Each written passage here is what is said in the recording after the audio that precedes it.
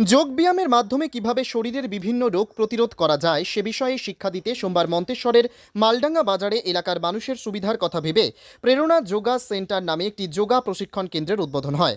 উদ্যোক্তাদের পক্ষে সুব্রত ভট্টাচার্য, চিরঞ্জিত হাজরা, প্রশিক্ষক তাপস কুমার মণ্ডলরা বলেন, যোগব্যায়ামের মাধ্যমে বহু রোগ যে প্রতিরোধ করা যায় তা এখানকার শিক্ষার্থীদের শেখানো হবে। কিভাবে নির্দিষ্ট পদ্ধতিতে যোগ ব্যায়াম করতে হয় তা শেখানো হবে। সম্পূর্ণ বিনামূল্যে এই পরিষেবা প্রদান করা হবে বলে জানিয়েছেন তারা। ন্যূনতম 5 বছর বয়স থেকে সর্বোচ্চ যত বছর বয়স পর্যন্ত মানুষজন এই প্রশিক্ষণ নিতে পারবেন, তারা এখানে প্রশিক্ষণ নিতে পারবেন। এ বিষয়ে কে কি জানিয়েছেন শুনবো। আজকে মালডাঙ্গা বাস স্ট্যান্ডে প্রেরণা যোগ সেন্টার বলে একটা প্রতিষ্ঠান খোলা হবে। এটা কি উদ্দেশ্যে? এটা উদ্দেশ্য হচ্ছে সকলের জন্য চাই স্বাস্থ্য এবং সুস্থ মন।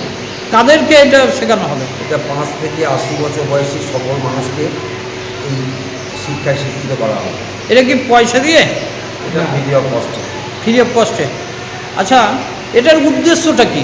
এটা উদ্দেশ্য যে মানুষের সুস্বাস্থ্য এবং সুস্থ মনকে ঠিক করা। এটা কি মানে ছেলে মেয়ে উভয় উভয় কতজন মানে শিক্ষা মানে মানুষ নিয়ে আজকে ইয়েটা করা হলো? আমাদের আজকে মোটামুটি 50 জন এসেছিলেন। 50 জন। তা কি কি শেখানো হবে?